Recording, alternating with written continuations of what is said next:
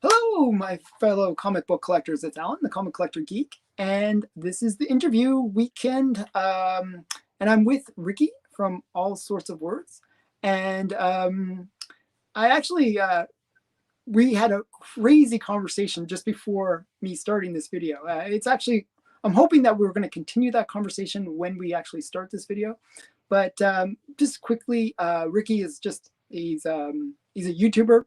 He's an author, which I learned in the preamble to this video. He released one book so far, at least I think, and a second book that is coming. So he's done a fantasy book, and now he's going to do a horror book. So we're going to talk a little bit about that. And he's a comic geek just like me. So we were totally geeking out before this video started. So without further ado, let's get Ricky in here. Yeah. So we were like totally geeking out before. I know. I had to be like, bro, this is gold. Like, yeah. Because I always want to get to know the person a bit better before I start the video. Sure. Like, even when I know the people, I do this. Like, I'll talk like 20-30 minutes with them. we're saying all this awesome stuff, and then we record. It's always fun. But so I'm gonna do my standard 4 questions, even though we're talking about some cool things. We'll get into those cool things as well. We're gonna deviate. We're gonna deviate some. But how did you get into collecting comics? How did you get into this whole geekdom? Actually, I should say. So when I was really young, I grew up in a place called Deerfield, New Hampshire. That's Deerfield, New Hampshire. It's exactly how it's doxed spelled. Yourself is what you're saying. And we had a country store like it was 1950. Did you have the spinner rack? We had a spinner rack and a magazine rack, and because not all of the comics she sold out, she would just take the new books and put them in front of the old books, and it just kept coming and coming and coming. Oh wow! It was glorious. And so it was like me, Will, Drew, Shay, Jack, all these kids growing up in Deerfield, New Hampshire, and we would each gravitate towards the one that we thought was the coolest, and we would buy those books. And then you would exchange, or? Yep, it was a little library. Like, are you done? I've heard so many people doing that. That's really cool. It was like, are you done with your Batman? Oh yeah, you got to read this. Are you done with your Spawn? For sure. And then eventually all the walls broke down, and like some kids would go to Manchester to go shopping. Some kids would go to Concord to go shopping. So we would dip into different comic markets and then bring them back home and be like, bro, you're never going to believe that this thing I just found. Like, oh, what is that? And like, that's the first time I saw tarot was like that. I like tarot. I'm saying.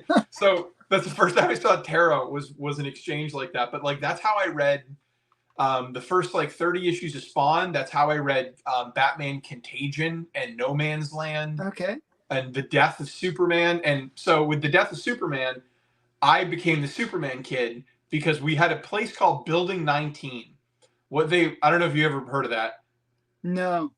It's a department store that specializes in buying the damaged crates from other stores. Oh, so it's like cheap.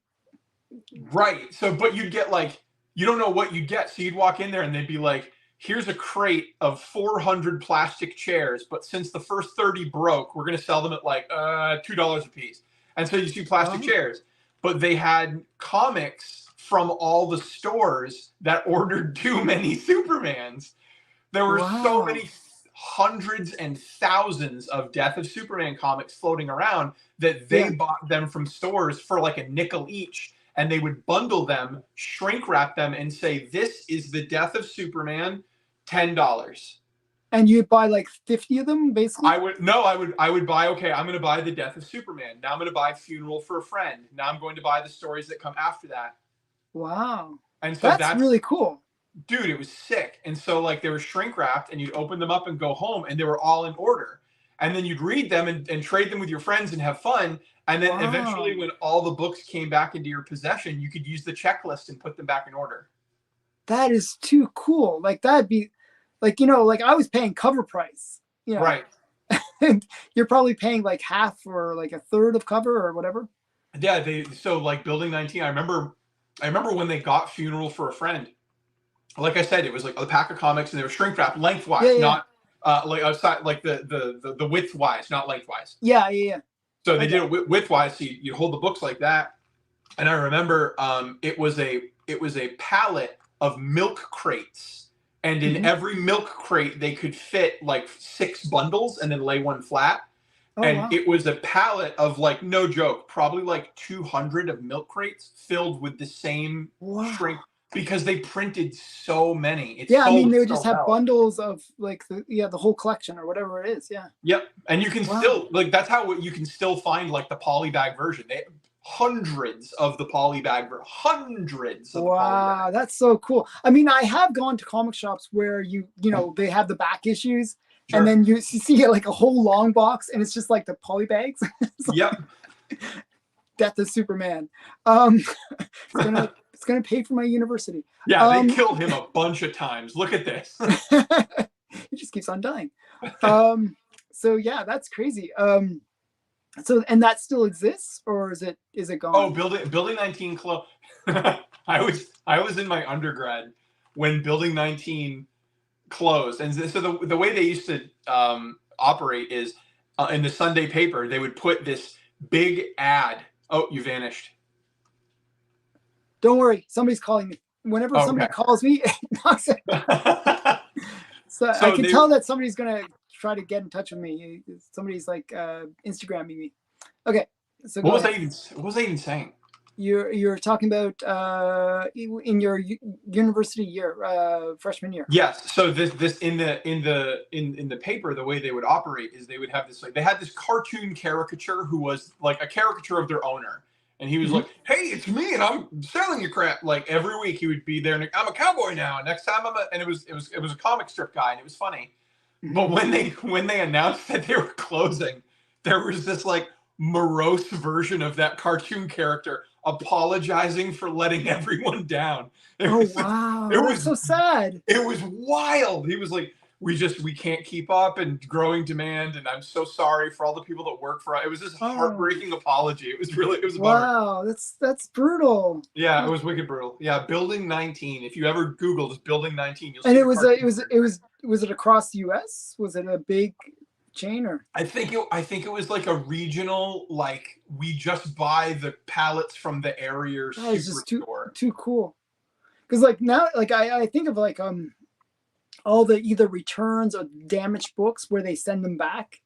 Yeah. You know, imagine like that would be so cool to get like those. Wow, that's so cool. So yeah, so when did you sort of say, well, okay, I don't want to exchange comics anymore. I want to protect these comics and you know be at that kind of Um, level. so I didn't have access to bags and boards Hmm. for the longest time. There was no stores that sold them around me. I lived in Deerfield, New Hampshire. Yeah, yeah. So And you, right, so we bought me and my friends, we would take turns buying gallon Ziploc bags, and you'd put oh one wow. comic into it, zip it up, and then tape it so that it looked like a I've received like when I bought comics from people, I've sure, received them that way. sure. It's But really that's it's what we really did. weird. It's like it's in a Ziploc bag. What is this? Yeah, Oh yeah, that's what we did. We had wow, to. that's cool. That's so cool. Yeah, I didn't like when I grew up. The place I was in, we didn't have Ziploc. We didn't have the bags or anything. It was what it was when I moved to university. It was like, oh, you actually put them in bags. Right. Yeah, That I was didn't I didn't have my first bagged comic book until I was, God, 20 something. yeah. Yeah, it was Wow. years and years. So when I was young, it was whatever you could get your hands on. Hmm. And then I remember I know I was 16. I was 16 years old, and a new comic book store opened up in town, and I was driving around town with my then girlfriend, now wife. We've been together since we Yeah, were yeah. 16. So we go into the store, and I can pinpoint the date. It was a Fantastic Four issue in the year 2000s. That was a 50-cent issue. It was 50 cents, and it Okay. was like 100 pages. That was the gimmick. It was like Wow. give me 2 quarters, and it was in somewhere in the year 2000, 2000 something. That But if must you have can, been like they must have been losing money when they produced oh it. yeah, but it was a promotion. Like, hey, look what you can get with value at Marvel. Give us 50 cents, and we'll give you 100 pages, and you'll be Wow. hooked. And it worked. It worked for me, man. Wow, that's I really was cool. buying Marvel for a couple years. Yeah, because it sounded like you were more of a DC person earlier. No, so when I was Because you okay, said Superman, that's why I was thinking. yes, when I was younger, the first series I ever read of like when you're very young, you're just reading whatever you can get your Whatever hands you get, yeah. whatever. So you'll read one issue of Spider-Man, one issue of Spawn, one issue of like Tarot, whatever. So you're all over the place. But like when the first time I read a story, book was the Death of Superman and the Return of Superman. That was the first story that I ever read on my own that was like a consecutive tale. And it just like I've read it now as an adult. I read it about 2 years ago. It's trash. I'm sorry. it's real bad. You know, I have like really vague memories of it. You know what I mean? It's awful. I haven't I awful. read it back in the 90s, so that's like 30 years ago. So yeah, no, like the things they pull, that like the Mandela effect of how you've only held on to certain information, and like but the nitty-gritty of how terrible it actually is when you read it. Like, really, I didn't realize. Oh my bro, like okay, legit. Tell me if this doesn't sound crazy. You're gonna tell me like, no, Ricky, you're making this up, but look it up, read it. I'm not crazy. They don't tell you what Doomsday is or where he comes from until 2 years after Clark Kent has come back to life. Oh wow. So the entire time this monster's running around and punching things and blowing things up. That is definitely a Mandela effect, because I always thought it was part of the story. Like, no, all you do is in the very beginning, the preview issues of Doomsday and he just sort of comes out and starts killing Superman. Yes, that's it. So the only issues that you get of Doomsday before that is the 3 preview issues where at the end there's like a fist hitting a wall and it says like Doom. So you get 3 issues of that. One of which is actually Superman gets thrown into another dimension by Mr. Mxyzptlk, right? Yeah. And they do a whole story which is a parody of Watchmen. Oh wow, that's I'm cool. saying, like, you got to read it. It's really fun. But that's the coolest part. But then, so you just see the doom, and then Doomsday comes out of the ground. He fights, he punches, he walks around, he fights stuff, he kills Clark Kent. Clark Kent's dead for a year. Clark Kent comes back to life, and then I think it's a year later, not 2 years. And then a year after that is when they do Doomsday Hunter Prey, written by Dan Jurgens, where you finally find out what Doomsday is. The origin story and everything, yeah. Imagine doing that today. Like if they said like, that's totally backwards. Some monster shows up and spends 2 years ruining Peter Parker, and you're like, what is this stupid dumb monster? What is this thing? Where did he come from? And then he comes back to life, and then a year later they tell you what the monster was. It's dumb. Yeah, that's really messed up. I didn't realize. So I have one video I want to do on my own channel is I see a lot of people, and you should do this too if you have this. I see a lot of people do like, yo, this is my favorite 6-issue series. These are my favorite covers, right? I've done that a few times actually, where people have asked me, like, you know, my Wednesday videos, what's your favorite series or what's your favorite whatever. Sure. And then I'll show like some random series that I thought was cool. But what I want to see is I want to see someone in brief, like take a couple stacks out. This is what I'm going to do. Take a couple stacks out and be like, this is my full run of Sandman. Boy, I love Sandman. Isn't Sandman cool? This is my full run of JSA. This is why I bought the JSA. Like, don't just show like the issue or just talk about it, but be like, this is the physical run in this box that I have. And like, I have a lot of that. I have the Death of Superman in one collection, back to front. I got it from Comic Book Reading Order. I have the entire Jeff Johns JSA run. Okay. All of Sandman. I have every appearance and story involving the Batman Who Laughs. And that's a cool one. Dark Knight's Metal in order. I have 2 boxes, and it's 1 and 2, and you can start here. I got all of those too, actually, strangely enough, because and you have them like, I was like, oh, this is a new character. This is really cool, and he's a cool character. So I liked it. I don't know. I don't know. This is an aside. I feel like and you're totally allowed to disagree with me. Mm-hmm. I feel like a lot of comic book YouTube right now is like people not willing to say that they like the stupid stuff, and like prefacing it with like, I know this is stupid, but I love it anyway. But like, no, just like, I love it. It's great. This is why I love it. It is stupid. Yeah, like, I do love it. But like, I want to see more unabashed love for the things that people are into, the weird stuff. Yeah, I like, I like Zombie Tramp, and Zombie Tramp, the writing is not like the best writing. It's not like, it's not like Shakespeare or anything brilliant, but it's fun. It's campy. It's kind of silly. Sure. And like, I'm like non-apologetic about it. I like boobs, so it's got all the things that I enjoy. So I like Purgatoria. Yeah, see, that's a good example. I like Purgatoria. I like Tarot. I have all the Purgatorias as well. So yes, I have a little bin of my Neo Good Girl books along with my my Virgin Vampirellas. I keep them all together, like my Red Sonjas and my Vampirellas. Anytime they're together in a book or on a cover, I buy them. I love them. Yeah, so like the Vampirellas, I read the original series of Vampirella, like the Warren ones, like from 1 all the way up to 112. Yeah. And then Harris came out with 113, so I read that as well. So you're skipping. I did this too. I didn't know this existed. I didn't know. I'm a huge Vampirella fan. Okay. I have a huge box right here. So the special, you mean, or the annual? No, so before Vampirella left Warren, right? Yes. Yeah. Before they left Warren Publishing put out a modern rock and roll magazine. Oh, okay. With Vampirella. Oh, are you sure that's? Let me just. Are you sure that's not Harris? It might be Harris. Yeah, that's Harris. I have those. I have those as well. So these are increasingly uncommon.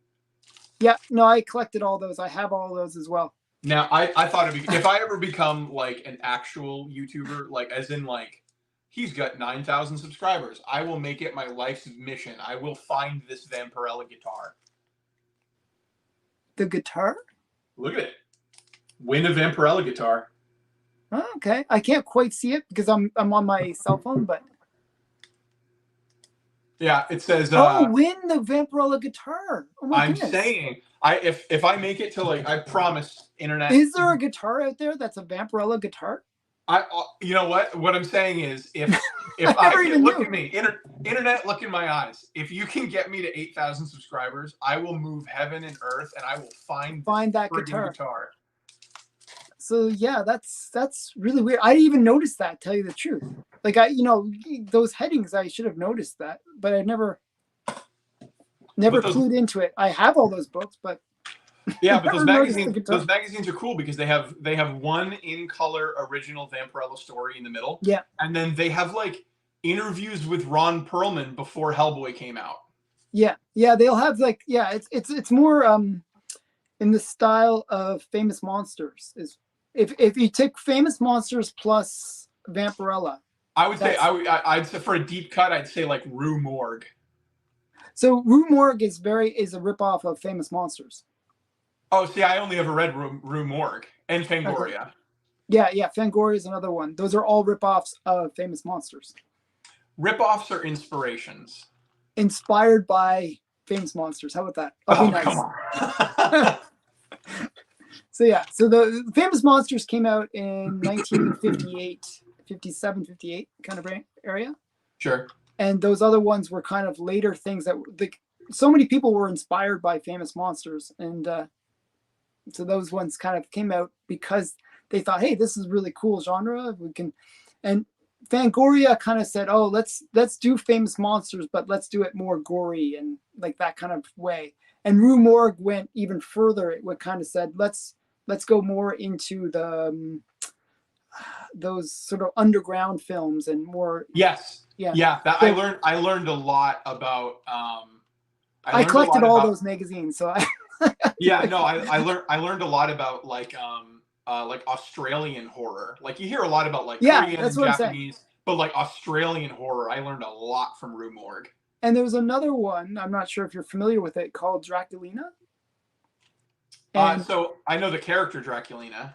Yeah, this is another like almost subgenre of the horror magazines, where it's like the adult risque version, like Nice. more on the A little blue, more blue.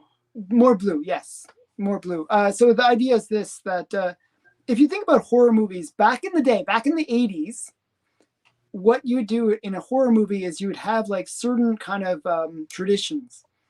And one of the traditions is the couple is going to have sex, right? And that's when they're going to get murdered. They're going to get murdered when.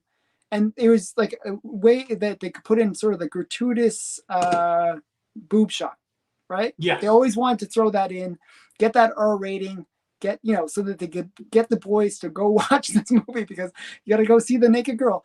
And that was kind of a horror tradition. Well, so there are books that kind of, embrace that Scream Queen kind of a tradition. And Draculina, Scream Queens, Femme Fatales, those are all 3 magazines that are really the crown jewels for promoting that kind of genre of the Scream Queen and the nudity in horror movies. Yeah, that's something I'd like to collect. I'd like to collect like a. They're really cool. Actually, Draculina #1 is like a $2,000 book. It's like really expensive. What isn't? Yeah, it's just crazy. It's really scarce though. It's really rare. It's really this is the best time to be a buyer though, because it's awful because I don't know, I morally struggle with how I feel about this. Like, my job is very secure. Mm-hmm. My job is 100% work from home. Oh, that's nice. It's 100% work from home, and you don't have to go in for classes. Sure. No, nothing. It's 100% digital. I teach everything online. Wow. Yeah, that's awesome. 100%. That's I never. I work from home too, so I can't really, Right. But what I'm saying is with the job, I feel like a lot of the planet's on fire in a lot of different ways. Mm-hmm. And I'm not immune to the fact that we love this really geeky thing, mm-hmm. but it's so ridiculously expensive. But but I can keep up. But mm-hmm. I feel sometimes, I don't know, I don't know. It does feel ostentatious sometimes. Well, it is.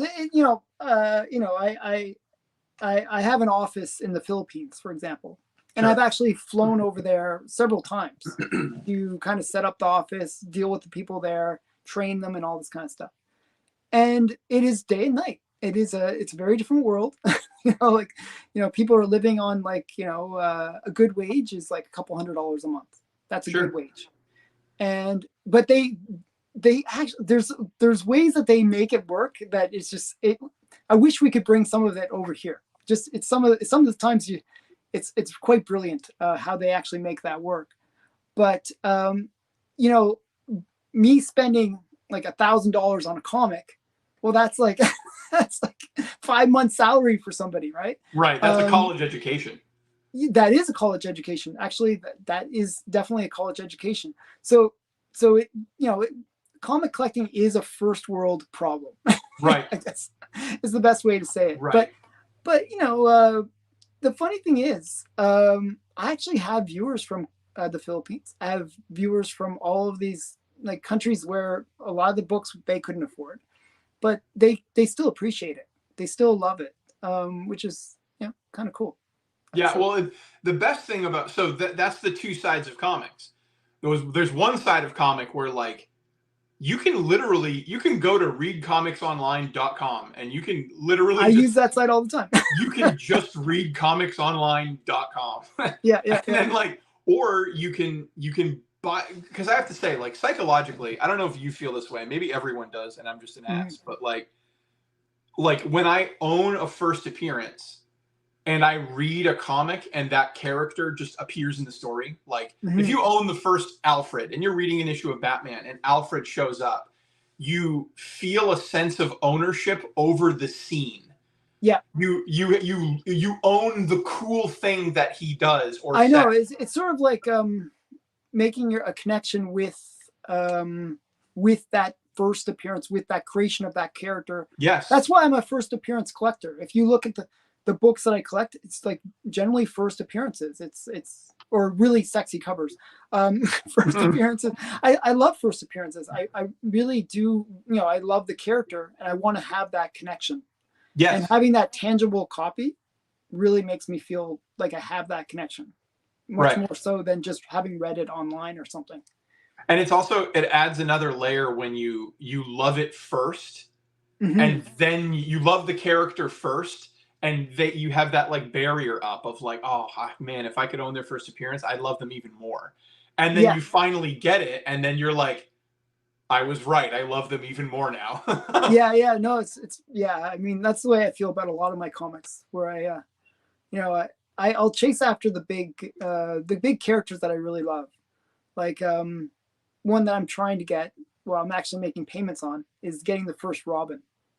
Oh my God, that's so that's a big book that I'll be getting in 3 more months. I'll have all the payments made.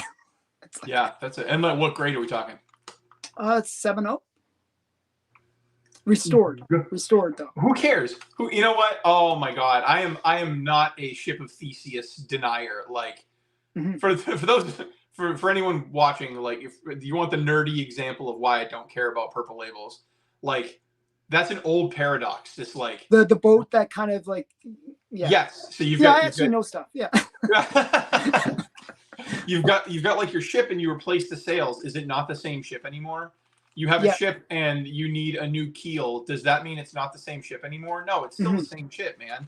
And especially when like you see the lengths that some people go to restore, of like, if it's professionally restored, some of these people use like original parts from books that are unsalvageable. And so they'll use a golden age staple circa the year your book came out, and they will restore it that way. And like, I don't know. Often it's even lamer than that. Like, it's not even quite the boat example. It's more like if somebody like just planes the deck of the boat to make it smooth again. Right.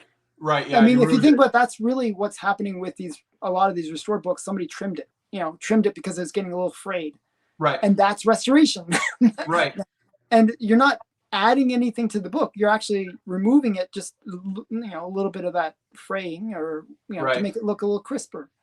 And then, like, I don't know if this is true. You're the CGC guy. You can get a restored book with you can get it a blue label if you just tank the grade. So you could take your 7.0 and they'll give you a 1.5, but it'll be a blue label. It depends on the type of restoration. Like the extent of the restoration? So for example, certain types of restoration, they will drop the grade. They'll give you that drop grade. For example,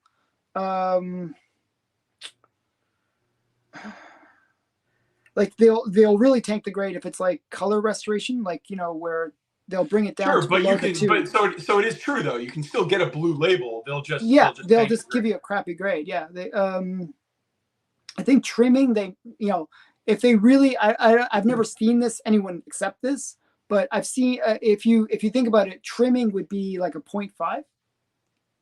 Sure. Because it's just like, well, missing something, right? It's so they could do that. But it's funny. I've actually seen, and I was. We're going way off topic, but but it's always fun to go off topic. I was talking about this with my Police Comics #1. Like, it's like, I'm showing a book. I don't know why I'm showing a book, but I'm showing a book. Okay, so here's Police Comics #1. Okay, 7.0. Really nice copy. Beautiful, presents well. Great book. Okay. This book was cheaper than like a 0.5. Right, I get you. So what does that even make sense at that point? So I authentically believe in my heart that right now we're living in the moment in time where 15 years from now, people are going to be like, what was I thinking? Yeah. What was I thinking? It didn't have the Marvel value stamp. Who cares? It's in a slab. At that point, it's in a slab. Who cares? Right. Really, who cares at that point? Right. And then to penny pinch over that small of a thing, when you could just get the presenting copy that you want, or like honestly, and if you who really cares, like get your 7.0 no Marvel value stamp Hulk 181, and then just take it out of the case. Put it in a good Mylar bag and put it on your shelf. Who cares? It's a 7.0, man. Relax. Like, no one knows but you that the stamp's not there, and if you profess to never want to get rid of the book, who cares? I would just leave it in the slab. I'm a slab kind of guy. That's a good question. Are you? Do you prefer slabs or prefer raw books? So okay, the only time I prefer slabs is when the book is of such a significant value that I'm purchasing it digitally, that I want to guarantee exactly what I'm getting. I'm paying a premium to know that I'm getting a 4.0 Action 252. I'm not getting a 3.0 that the guy sells as a 4.0. I'm getting a 4.0. So I'll pay the premium to get the 4.0. That's when I go slabs, when it's really expensive and I'm buying digitally. If I'm in person and I can see the book, I'll go lower than my normal low if I think it looks good, because I don't care and I can go home and read it. But slabs digitally, I think the best thing for digital purchasing over the internet is slabs. Okay, so for me, the reason I like slabs more than the raw is for the very reason you see behind me. I like displaying them. I like having that. I like the fact that I don't have to worry about them getting damaged. I don't have to worry about that. That all those fears that, because I'm one of those people that have experienced tape pulls on books that took me like 10 years to find.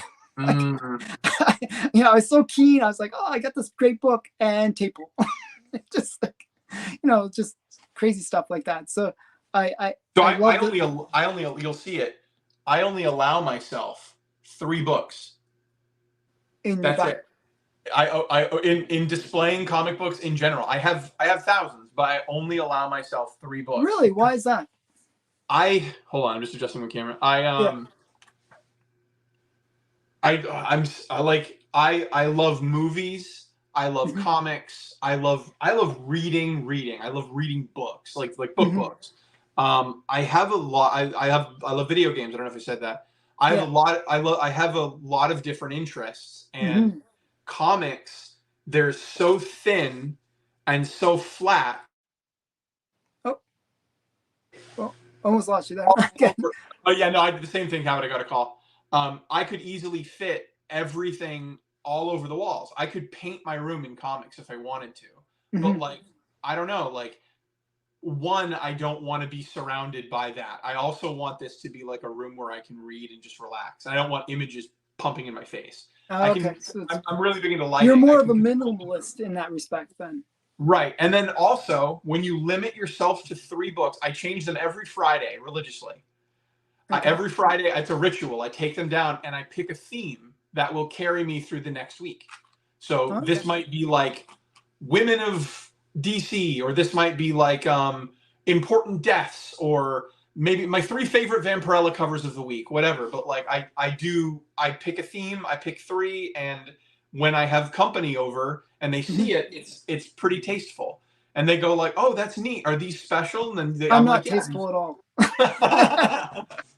I don't know. I like being a geek, but I also am. Some of the things I brought to show you are like. Okay, yeah. Actually, let's get into that. People are probably like, when is he going to show some books? Let's show some books. Okay. Well, first I'm going to start with. Okay, so this is my favorite printed image of Vampirella in the last year.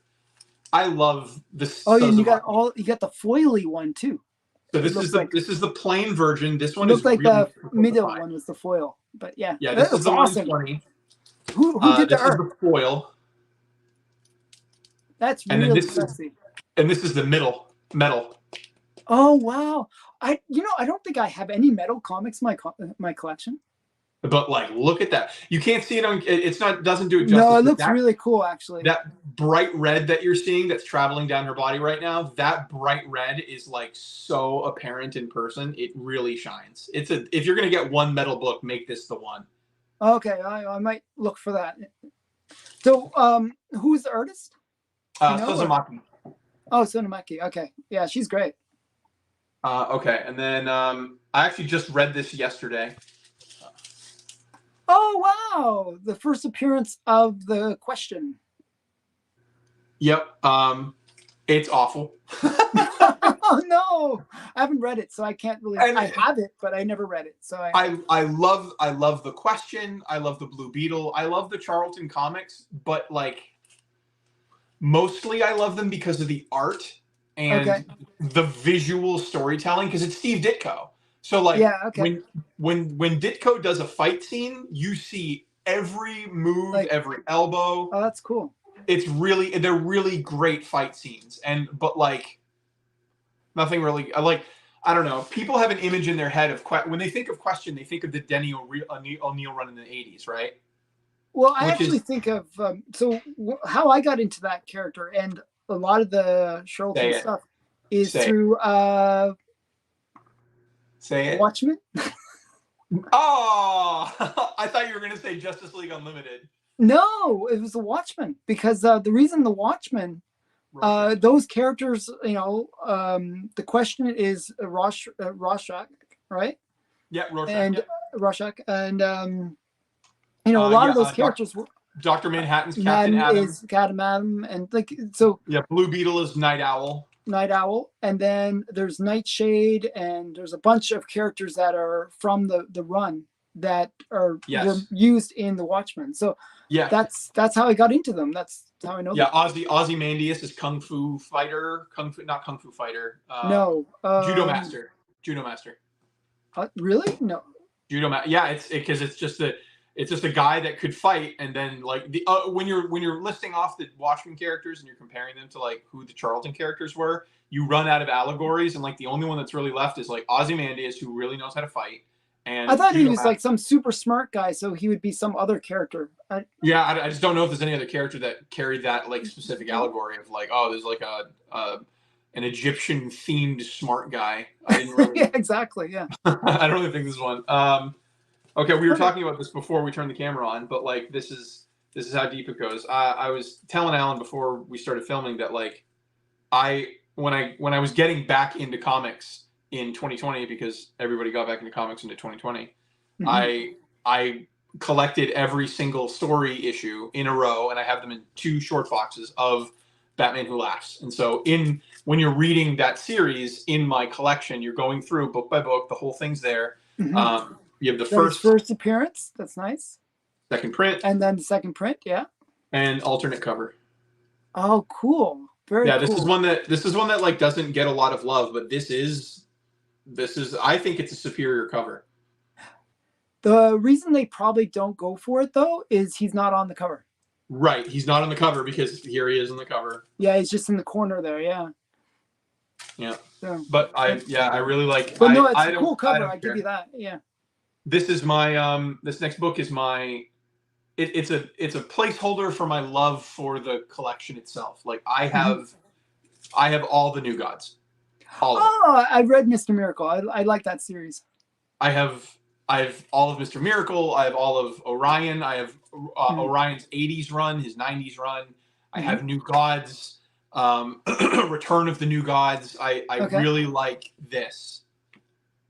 Yeah. Yeah, Mr. Miracle's is really cool. I love Barda. Yeah, Big Barda, yeah, awesome.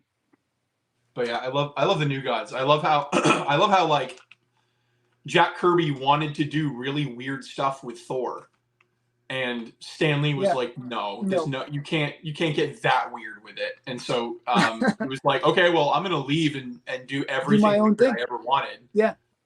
And that's what we get. We get peak weird Kirby. If you like weird Kirby and Kirby Crackle, you can't get any better than New Gods in DC. But I think that whole era of Kirby is quite interesting. I mean, he really did have the freedom to do cool stories. I mean, and whatever he want, and most of it made no sense most of the time. Mm-hmm. Like he doesn't explain what the source is for like. God, like what, like 30 issues you're in deep, and you're like, what is the source? What is it? Why is it writing fire with an invisible hand? For Mr. Miracle, it was the mother something, the mother box, and you don't know what it is. Doesn't it's just sort of like it's there, sure. Yeah, it's like a sentient computer, but like I don't know, they're just he and then the idea of like Darkseid knew when he took the kid, when Darkseid took the kid and said, I'm going to torture this kid until he figures out how to escape me. Yeah. And then you find out like that's why he named him Mr. Miracle scot-free, because it Yeah, was a yeah, joke. scot-free. Like Yeah, this kid's a slave and he's going to try to escape his whole life. Like that's pretty dark, Kirby. It's what are pretty you doing? dark. It's pretty messed up. Yeah, and then you get Mother Grandma Goodness. Granny Goodness. Granny Goodness. Yeah. Granny So, yeah. Goodness. Just some really good stuff. Yeah. Here's one that you'll like. This is the first year of the Silver Age, 1957. Mm-hmm. This is my favorite Superboy cover. I always like fire covers. Okay. Well, I mean, I love Krypto the Superdog more than and Krypto. Oh my goodness, and he's got puppies. Yeah, look, this is a job for Superboy, and this is a job for Superdog. Oh, that's so cute. I love that. That's awesome. I love this. I'm not sure if you know this about me, but I collect all the super pets. I'm a big super pet kind of guy. Oh, we have something in common. Oh, nice. I literally love the super pets. Do you have the Justice League, the one where it's like all the super pet one? The only super pet related books I don't League have. Of Super Pets? Yeah. Yes, I have that. The only books I have, my list is very short. The only ones I don't have Detective Chimp. I just picked that up recently. That's a hard book to get. That's a really hard book to get. If you have cash in hand, it's a hard book to get. But that I don't have Detective Chimp. I still don't have Batman 92 First Ace. I don't have Ace. Yeah. And actually, I have that right next to me. Literally right next to me. Great. and then to round it off for the books that you have that I don't, the other one that I don't have is what is it? Oh, Rex the Wonder Dog #1. Okay, so yeah, I don't have Rex Wonder Dog #1 either. So, okay, yeah, I need and want Rex #1. Believe it or not, but Detective Chimp's actually harder. Which is Rex #4, is it, or number? Yeah.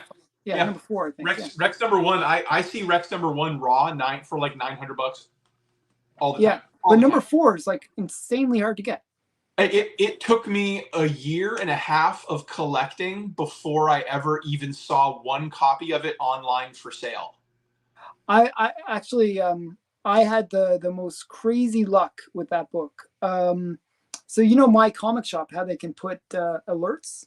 I had that on my alerts, and one came up for $300. I picked it up. Wow, that's so cheap. Yeah, normally I see them go for around 1,000, even in the lowest grade. Yeah.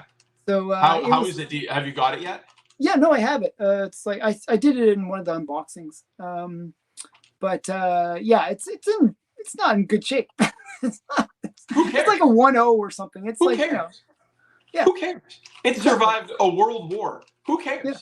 It's such a cool book. I was so ecstatic to get that book because I really do love getting all the super pets. Getting Streaky and one that I was super excited to get was McSnurtle. I still want Kanga. I still want Kanga. Yeah. So yeah. That's the first appearance of Wonder Woman's lasso is the first appearance of Kanga, her kangaroo. Yeah. Yeah. I have that as well. So yeah. God damn. So actually, Kanga is the name of the species. Jumpa is the name of the actual. Jumpa. That's right. See? And then going with super pets, like this is a okay, I'll make it big again. Yeah, this is a newer issue, but if I'm having a bad week, come on. Oh, that's so cool. I've seen that one before. I do not have that. And that's actually one that would be on my want list because it's just too cool. It's and like the retro like 90s pink. I love it. Yeah, no, that's awesome. When did that one come out? Oh, this is going to be one where they don't put on it. Is it? Let's find out. Oh, really? Oh, jeez. You did that. You did this. No one. It's just such a cool. It looks such a cool cover. And then I think this is where they put him in the back too. January 2023. Oh, so that's new. This is new. How did I miss that? Oh my How goodness. did you miss that? Action 1049. 1049. I'm gonna look for that. That is just. I love the jawls of Yeah. Crypto. That is just too cute. Yeah, I did a whole video. I have a whole crypto collection. I love crypto. You've seen this one, but this is just like, this is my latest book, and this is the last big book that I bought. Oh wow, yeah, that is really great. And we were talking about that. The interesting thing about that, like, yes, her skirt as well, and the bubbles are different, and the skirt. They're different, but they're like, it's almost like the rough draft of what they said. It's almost like they were trying to plan it out a bit. Yeah. And then the other book that I brought, and then I still have stuff to show, but it's not. You'll get it. I love Red Sonja. Oh yeah, me too. I love Red Sonja. We were talking about our mutual love of good girls. Yeah, I love good girl or characters. And then for book, I did bring books. I brought Robert E. Howard, King Kull. It's cheap. You can get it on Amazon. It's been reprinted a million times. This is my 100% favorite stories I've ever read, and that's the end of the sentence. I'm serious. It's like, what's your favorite book? Fellowship of the Ring. Great, nerd. Be a little bit more original next time. But like, no, seriously, like, this set of stories is the best fantasy writing I've ever read. Robert E. Howard is the one author I would, if I could switch my talent with, it would be him. He's such a poet. He's amazing. Oh, that's awesome. Yeah. And did they use the same content when they did the comics with Krull and Krull? I'm trying to think of a good example. Like, did you watch the Game of Thrones show? So that was one that was really weird. I did watch season 1. Okay. Well, for those that have, Game of Thrones, the show and the books, there's a lot of like butterfly effect things that happen. Like in the books, it's this way, but in the show, they did it this way, which and then it has to go all that way through the rest of the seasons. Yeah, the comics would have the same characters, but they would do something different, or they'd lose a hand, or something different would happen. And then now that character has no hand, and therefore they're like, right. They're different characters. Whereas in the book, like maybe he married someone and they didn't become that important later on. Like it's all over the place. So do you have which would you say, like, is the writing, the book better than the comic, obviously, then? Or? Oh God. It's the one thing that I love comics. Don't ever get that twisted. The one thing that comics will never capture is I'm not making the comic when I'm reading it. Yeah. When because you get the visuals. Yeah. In a book, you're making that comic in your head. Yeah. And I'm the best director for me.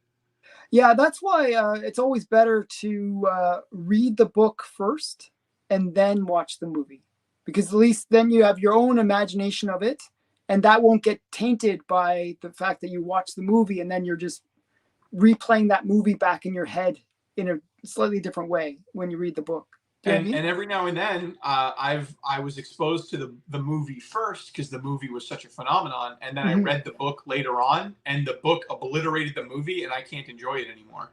Yeah. So my point is like whenever you watch watch the movie first, like, for example, like, I don't know, like, I don't know why I have this movie in my head, but Constantine. Okay. Sure. So you got sure. You got Keanu, like I didn't read the book first. I didn't read the comics associated. So in my mind, Constantine, dark hair, sure, because that's how Keanu Reeves looks. But in the comic, he's totally different. And a wicked limey too. It's all like British slang. Yeah, totally different. That's why I like Justice League Dark, the cartoon. That's much more true to the character than Keanu Reeves' version of Constantine. So I find that once you have that in your head, though, the movie version, it kind of makes it like, oh, this doesn't seem right. It's like something. So I grew up with everybody else, and I watching The Exorcist, right? Oh yeah. And then when I was doing my master's, we had a list of like 100 books that you could pick from that had movies, and the entire term that you were in that class, you were analyzing you were going deep into the differences in the movie and the book, and that was your entire master's class. Mm-hmm. And so I on that list was Exorcist, and I was like, let's go. So I'd never read the book, but I'd seen the movie Mm-hmm. a million times, like we all have. Yeah, And yeah. the book is so unfathomably better. Like me telling you that, like, oh, the book is better than the movie is so cliche at this point. It Yeah, does yeah. not do Everyone it always says that. It doesn't do it justice how much better it is than the movie. It is astounding. And the Mm-hmm. movie's so good. Everybody loves the movie. I'm telling you, the book is so much better. I literally would rather reread the book than ever rewatch the movie again. Mm-hmm. It's so good. It's horrifying. I never lost sleep watching The Exorcist, even when I was a little kid. I didn't. Mm-hmm. It didn't scare me that way. But the book I lost as an adult in my 30s. I lost a lot of sleep reading that book. That was a rough one. Yeah. Oh, that's cool. So, I mean, I love that movie. So, I don't Read know it. what. It will scare the bejesus out of you. It is Nice. brutal. It's really good. There's this one scene in the book that, like, it's in the movie, but it's not anywhere near it, where he's saying the priest doesn't believe that the demon's taken over the little girl, and he's kind of Mm-hmm. smack talking the demon. He's trying to get the little girl to break character. Oh yeah, And so that he can sort of show that it's all just an pretend. It's not act. real. It's not. Yeah. So he says, like, okay, let me see the little girl. You're the demon, you're in control, show me her, because he wants to see that change. Mm-hmm. Like when she turns off the character and she's like, oh, mister, help me, he's gonna be like, you're a terrible actor. That's his plan. Mm-hmm. But in the movie, when she drops the facade and she's like, ah, it's fine. Yeah. But in the book, when she drops the facade and the paragraph of the look on her face of he described it like she was being pulled up from underwater and she's choking back on the sludge, like, and then she gets put back under the water when it takes over, and it's like, I got you. Yeah. And So he that's knows. yeah. That you can't. There's so much you can do with a movie, right? You can't. And Right. you can describe something like that, and finding an actor that can live up to that description Sure. is it is. Linda Blair's a legend.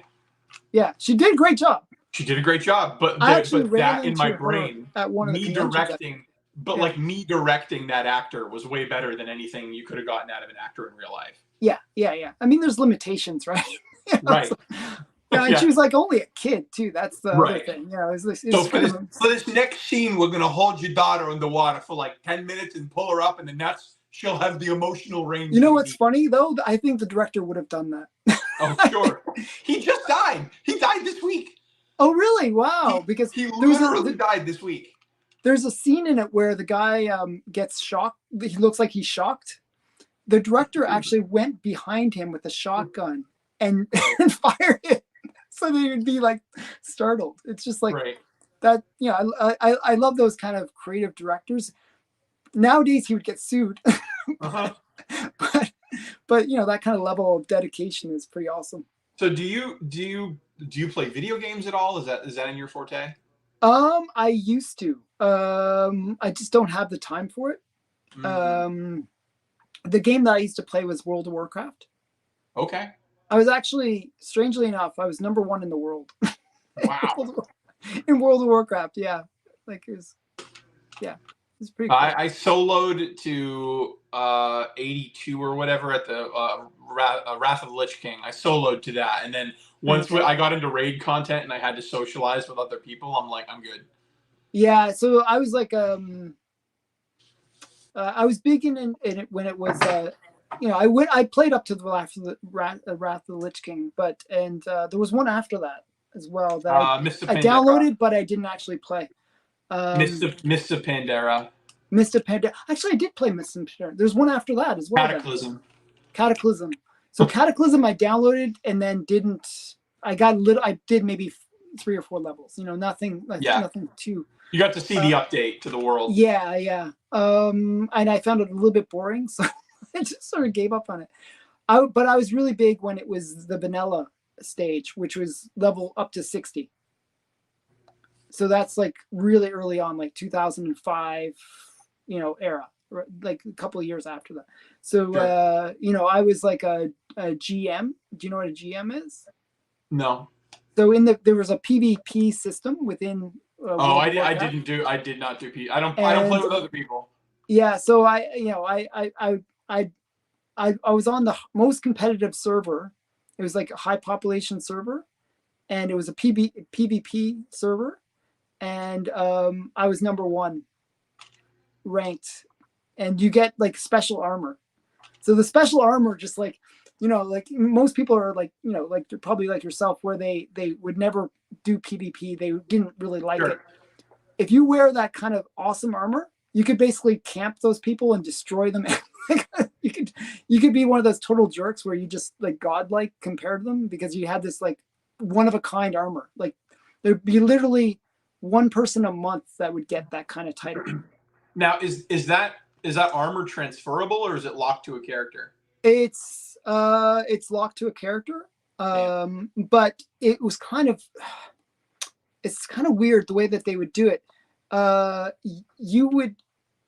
You could, at the back in the vanilla stage, you could buy the armor. You'd like, if you get to that title, you could buy the armor sets for any of your characters. Okay. So I basically bought all my characters. Like I had all of them. I had all 10, like, you know, 10 options. And they all had the best armor. So well, I was just thinking, like, if that doesn't mean anything to you and you could transfer it, just sell it. Yeah. Just get rid of it. I still have, you know, I still have the account somehow, but you know, they would always ask me for beta testing and all that kind of stuff. So I'd see the updates before anyone else would, and it was pretty cool. It was a pretty cool time. I just played it too much. I was just like, you know, yeah, you know, you have to play like 24/7, you know, and it's like I had too much work to do to really do that. Yeah. So, but I loved it. I loved it at the time. Yeah, my wife hated it, but I was playing too much video games. So do you have more books you want to show, or? I've got some stuff to show. Let me show you. Let's show you some more books. Let me show you my outfit. Let me show you my outfit that I'm going to be wearing tomorrow when I go see Barbie.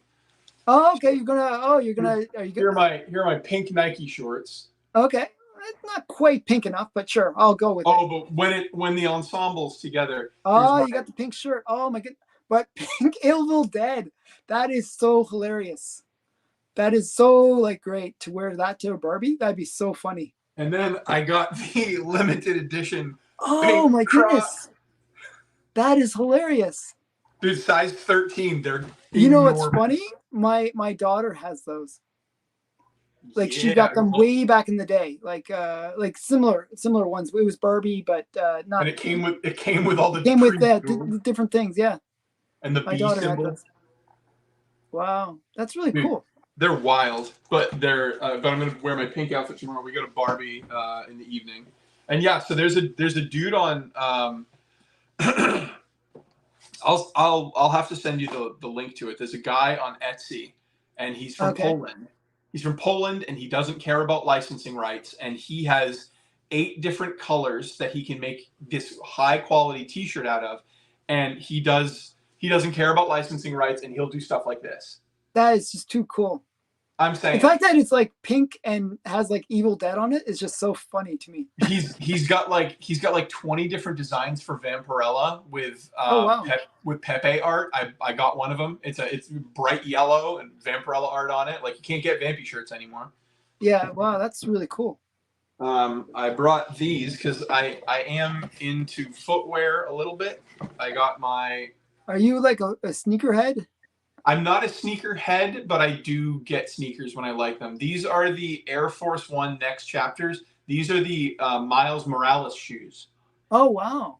They're literally just 1-for-1 replicas. There was a promotion with the most recent Spider-Verse movie. So I got them in my size. I keep them clean. I only bring them out to like when I go to the mall. Like, and I want the flyest shoes. That's really cool. Those are the Air Force Ones. I'm just showing you some geek stuff now. This is my box of bookmarks. Oh my goodness. Back in the 80s, bookmarking, like collecting bookmarks was actually a really big thing. This is a Boom Studios comic book for Hellraiser bookmark that they gave out. Oh, that's really cool. But like, yeah, I've got a ton. This is from Etsy. They cut the sides off of old VHS tapes. This is Vampire Hunter D. Oh, wow. So you can get VHS bookmarks. I have like, oh, this is an original crypto art I got off of. Oh, that's so cool. I got that off of Whatnot. Somebody does live art, and I was like, give me a crypto. Fake money from One Piece. Oh, that's really great. But I've got I have a full set of the 90s Frank Frazetta trading cards. That's got a set of Fangoria cards where they remade the covers. Oh, nice. But what I do is so this is an example of this is the Frazetta card. And it's all that's really great. But how many do you know how many cards were in the deck, or I want to say it was 105. If you buy a box of it, you can get a box of it on eBay today for $40. You will get at least one set out of that box. I got two, but the hardest one to get is the Death Dealer card. So the Death Dealer, yeah, that's the most famous iconic cover for but you also just don't get them. You buy a box, and I pulled two out of an entire box. But here, let me find one more. I will end it. Yeah, the Ninja Funk cards that they put in the comic sets when they were. Mm-hmm. Man, I felt like that was Ninja Funk specifically. I felt was the that Mean Girls meme where it's stop trying to make this a thing. They really tried. I mean, they promoted it well. They really tried. My problem with Ninja Funk, and I don't want to start YouTube drama. The problem with Ninja Funk is the art was unimpeachable. It was amazing. I thought the art was authentically really special. I was like, this is actually great. Mm-hmm. The story was an incomprehensible nightmare. And I'm like, I don't know what this is. What are you trying to say? These characters... so I interviewed the guy that created it, right? Good Lord. I bet he was nice and I'm an awful monster. JPEG or whatever his name is, GPT or not GPT, JPG. Yeah, JPG. I mean, I read it just because I was doing the interview, and I was like, not really my thing. I don't know, the character. But I liked I liked what he envisioned the overall story to be. I thought it was ambitious to kind of this whole idea that the universe is out of tune and that you gotta, yes. It was very sure. If you were a DJ and this is the world you could create, this is, it had that feel to it. I just wish it had a story that matched the ambition of the universe. That's the thing. I found the writing was a little bit subpar. The characters were effectively 90s 2'd. Mm-hmm. You know what I mean? Sonic the Hedgehog, whoa, bro, chill out. I don't know. It was a lot over the top. Yeah, a little bit. Yeah. Michelangelo the turtle, but everyone talked that way. Yeah, bro. Oh, I don't know. It wasn't for me. I could agree with that.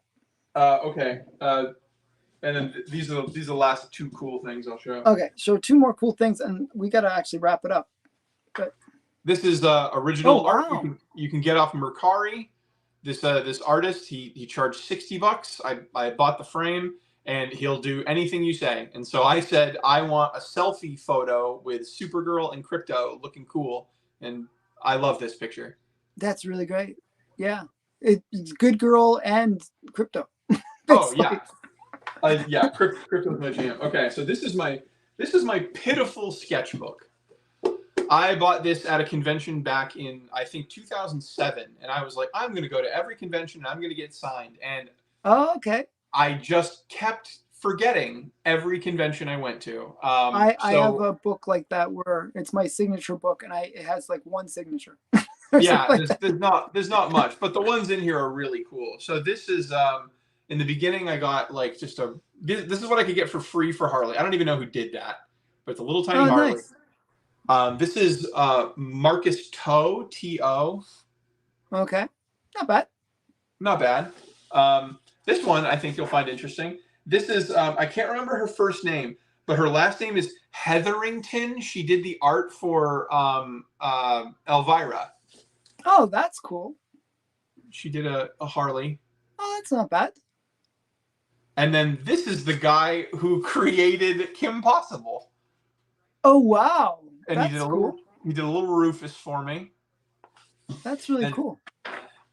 this guy he did some Star Wars comic stuff. I don't even know, but like he did a It Joker. looks like the Joker, yeah. Almost looks like Iron Jaw. I'm not sure if you know the character. I don't know. It's a little esoteric. Okay, but I'll end with that one. Okay, so I'll hide it. So there was a guy who he was the official artist for the Doctor Who comic books, right? And he was a nobody, and he knows that when he got hired to be the Doctor Who comic book artist guy, that he was a nobody. So he was so happy to be starting his career that his first early comic book signing appearances, he was doing local comic book shows, and his gimmick was, I just want to meet fans. So if you come in and you give me a doctor, I can draw any doctor, and I will do you a full sketch of any doctor you want, a full bust. Wow. So I went in and I said, number 9, please. Wow, that's so cool.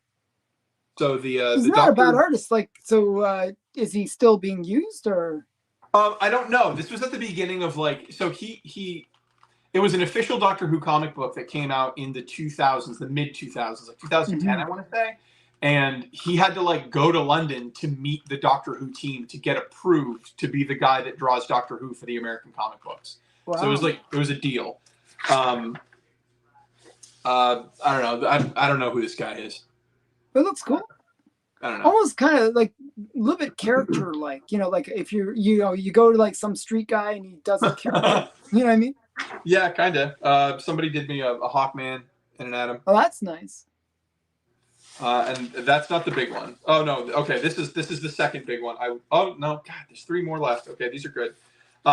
This was by a woman named Sarah Richard. She designed the Skylanders. Okay. She would do any comic character that you want. I only know the Skylanders because my kids played that game. So she designed the toys, like literally carved the toys. Yeah, that's very cool. So her name was Sarah Richard, is Sarah Richard, and she likes doing female forms. So if you pay her for a sketch, you got to give her a female. You can't give her a male. So okay, I wouldn't mind that at all. Question. That's really nice. I actually really like that. And she paints it with like black brush strokes with black watercolors.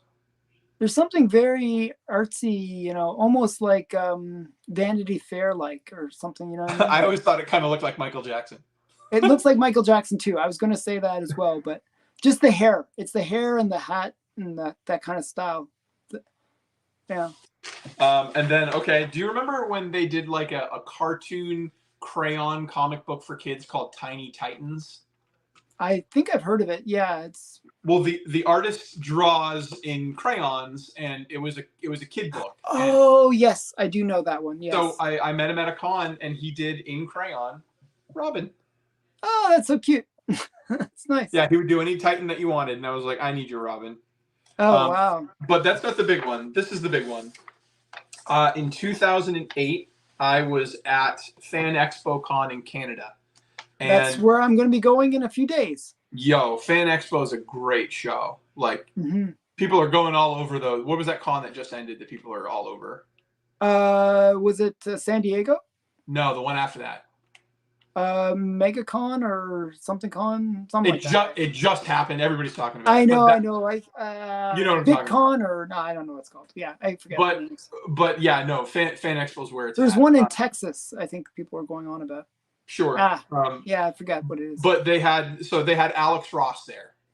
Okay. And I met him in line, and I was in line with my wife, and behind us was the single biggest Alex Ross mega fan you ever met. And he was worked up over what do I get him to sign, because when we got in line and we're going to meet him, they come through the line and they tell us he's going to give you 2 signatures. That's it. 2 signatures. That's it. So if you've got a trade and a comic, that's it. But there were people that came with like, oh God, what do I do? Yeah. What do I do? And so we're near the front of the line and he's right there. And so I'm like, look, bro, like, why don't you go ahead of us? I only want 1 autograph and I'm going to ask him to sign my sketchbook. Like, just sign it. Just sign my sketchbook. I'll be happy. And so I told him, we're having this conversation in front of Alex Ross. And I'm like, look, I just want him to sign my sketchbook. That's fine with me. Why don't you take my other signature? And my wife got a ticket too. She was just coming to support me, and I bought VIP tickets for the show. So she was there, and I was like, why don't you also take her too? And then you get your 2, and now you get 5. And this is all happening in front of Alex Ross, and he was like, that was really nice. And I was like, oh, well, I'm just happy to be here. And he's been a great line mate. We've been talking all day. And he's like, cool, what have you been talking about? And I was like, comic books. And he laughed. And so I slide him over my sketchbook and he sketches. Oh, wow. That's very cool. And when he was doing that, his agent was going, oh God, here we go.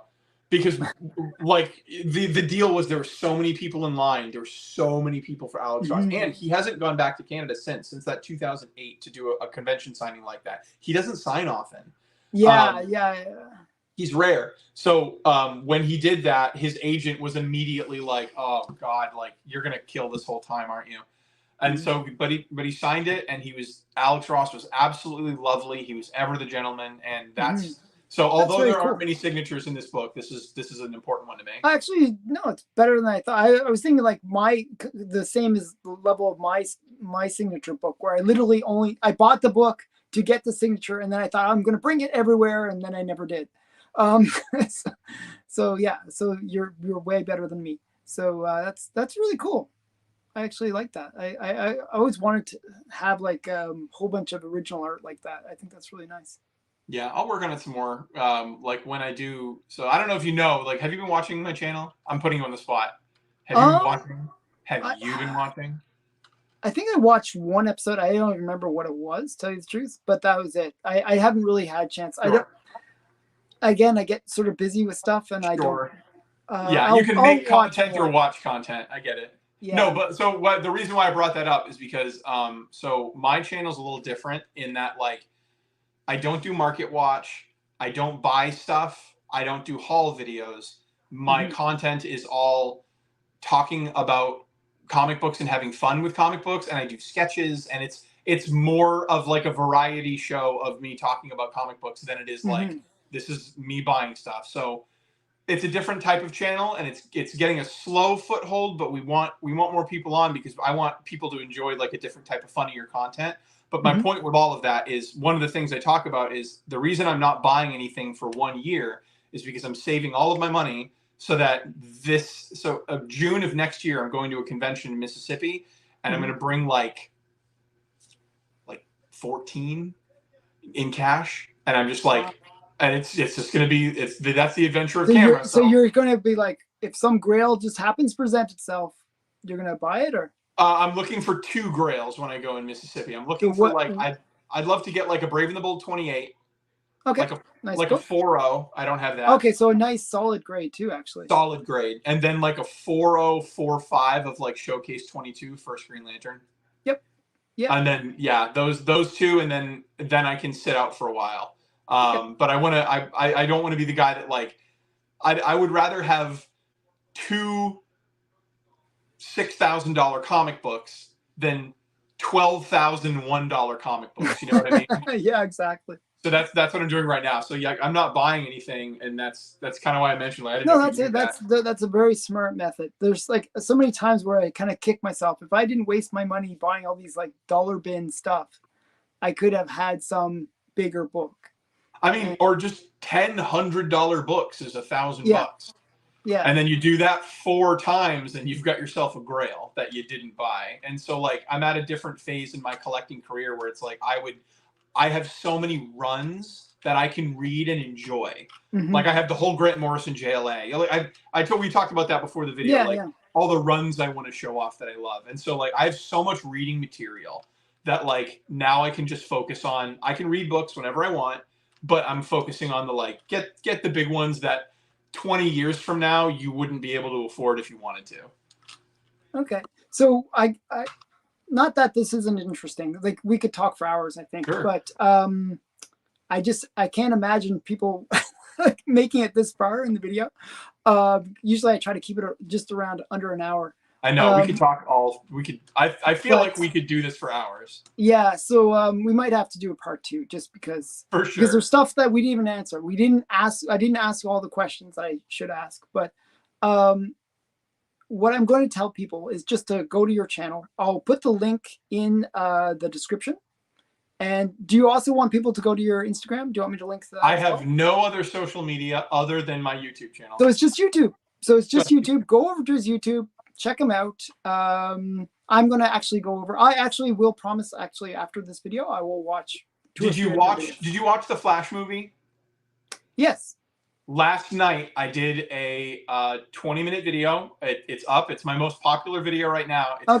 It's called In Defense of the Flash. And it's I like the Flash movie.